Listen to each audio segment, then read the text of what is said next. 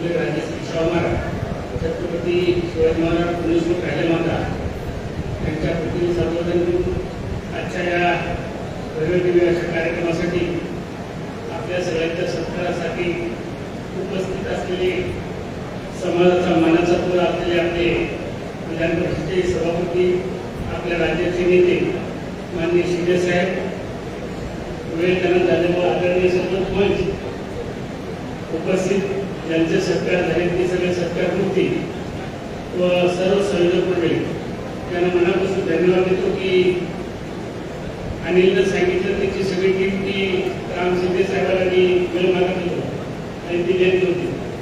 बरं झालं त्यांनी वेळ दिला नाही, त्याच वेळ दिला त्यांच्या हातामध्ये सत्कार झाला नव्हता. कारण मी एक भाग्यवान समजतो की 9 तारखेपासून माझे सत्कार बरेच व्हायचे, परंतु आजचा जो सत्कार आहे अनिल तुमच्या टीमने आणि लातूरकरांनी घेतलेला याची पुढे बरोबरी करणार नाही. याचं कारण असं आहे की अहिल्याबाईंचे वंशज एकीकडे आणि समाजाचे सभापती एकीकडे यांच्या हाताने माझा सत्कार होतो. हे माझं भाग्य आहे, हे लातूरकरांनी मला दिलं आणि मग तुझ्या लातूरकरांना दिलं नाही.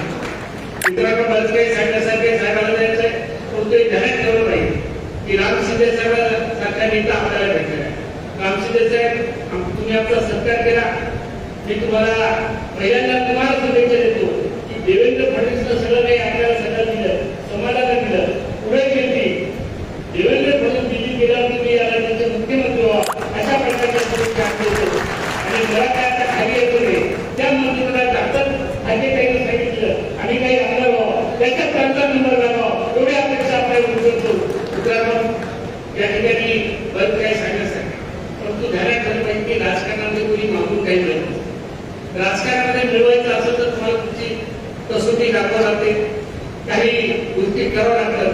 अहिल्याबाईंचा जर इतिहास तुम्ही वाचवत असेल तर अहिल्याबाईंची नवीन गावातूनच त्या ठिकाणी बोलतात. आज राम शिंदे साहेबांचा जर विचार केला आता काही सांगितलं हरकेपी जो बाजीला होता आज वास्तविक पाहतात त्यांची हार झाली. ती काही ओरिजिनल नव्हती, ती टेक्निकल नव्हती. या राज्यातला प्रमुख घराणेदार मानले जाते, त्या घराण्याच्या वंशजांच्या विरुद्ध ते लढले आणि अशा ठिकाणी त्यांचे हार नव्हता. टेक्निकल हरवलं तरी सुद्धा गडी हरला नाही आणि दाखवून दिलं. राज्याला लक्षात आलं, प्रत्येक जे नेते त्यांच्या लक्षात आलं आणि त्यांना सभापती केलं. आणि आता सगळ्या कार्यकर्त्यांनी सांगितलं आपल्या अनिलजी आम्हाला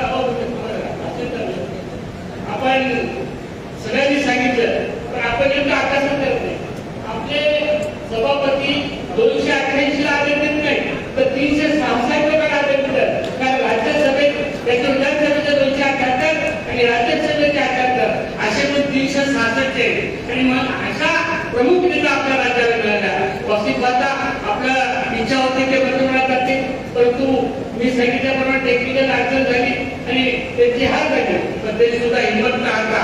आणि आज त्या ठिकाणी ते आज कुठल्याही माणसाचं जर काम असेल तर त्यांचं पत्र कोण्या मंत्र्याकडे किंवा आमदाराकडे गेलं तर त्याला नाही म्हणता येत नाही. अशी ताकद आपल्या समाजाला मिळाली की फक्त भाषेवर दीपकराव मी काही जास्त बोलत नाही, पण जाता जाता तुम्हाला सांगतो तुमचं एक दुसरं भाषण आहे.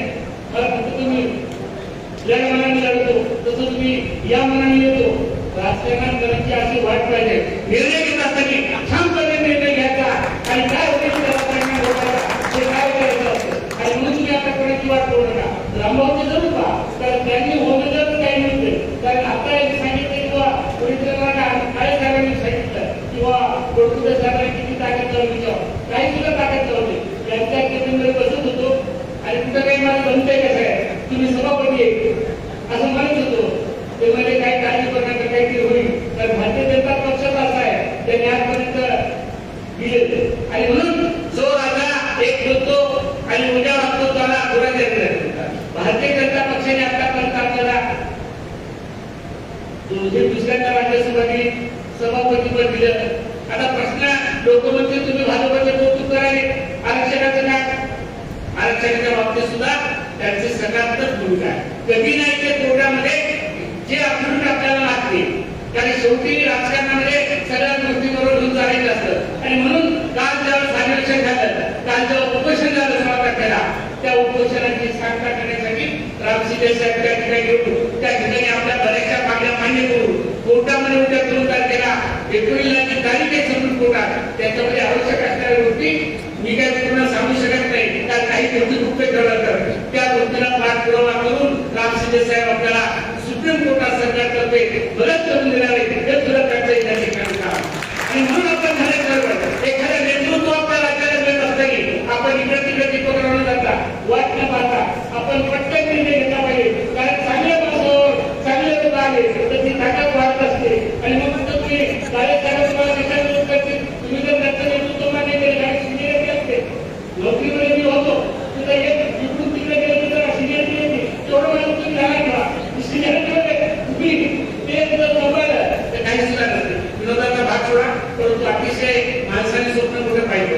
मी माझा इतिहास जास्त वेळ सांगू शकत नाही परंतु मी स्वप्न पाहिलं होतं. मी सर्वसाधारण घरातला आहे, मी एमएससीबीत नोकरीला होतो पण मी त्याच वेळेस ठरवलं होतं की या राज्यामध्ये एक दिवस आपल्याला आपला राहायचा. मला काही तसं बोलणार लोक वेगळं करत होते परंतु ते स्वप्न मी पाहिलं आणि त्या पद्धतीने काम केलं. ज्याला ज्याला राजकारणात उतरवायचं आज सरपंचापासून सभापती झाले आणि पुढे काय होणार आहे ते इथं रामसिंह आणि कोणत्याही लहान मोठं नसतं. तुम्ही राजकारणाची सुरुवात करा, ताकदीने सुरुवात करा, तुम्ही ताकद ठेवा. आपण लाभ पद्धतीला पाणी काढण्याची क्षमता आपण ठेवली पाहिजे आणि सातत्यानं समाजाचा थोडा मोठा निर्णय समाजासाठी आपण काय करते.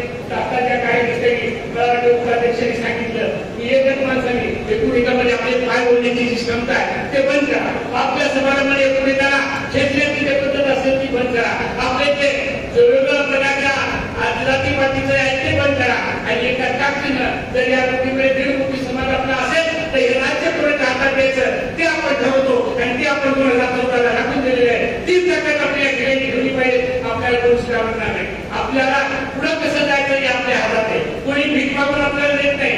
आपल्याला ताकदीनं खेचून घ्यावं लागतं. तसं रामसिंह साहेबांनी घेतलं त्यांचं हे निघालं आज एका बदलाडे माणसाच्या विरोधात केलेले आणि दाखवून दिलं माझी काय ताकद असते ते आणि त्यांचं एक गुण आढळून तोच मी गुण घेतला. त्यांनी मला बोलता सांगितले की जे लोक माझ्या विरोधात होते ते 4 जण मी आयडियात माझ्या स्टेजवर आणण्याचा प्रयत्न केला आणि तेच काम मी केलं. कामगावचं शिकून परत मी माझ्या स्टेजवर माझ्या विरोधात असलेले 3 लोक सुद्धा मी स्टेजवर आणण्याचा प्रयत्न केला. याचा अर्थ की तुम्ही राजकारणामध्ये गुन्हागार केला पाहिजे. नुसती वजाबाकी करून चालणार नाही.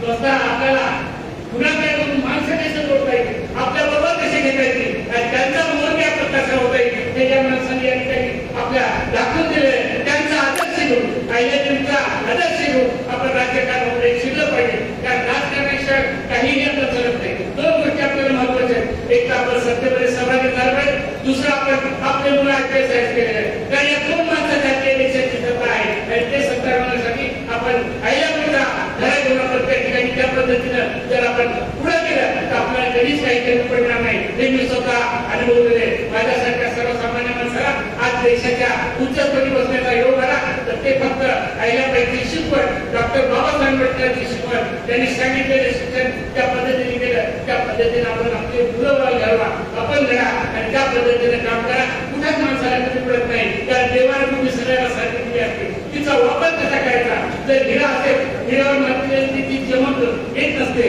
पण ती मातीसाठी तर त्याची चमक असते.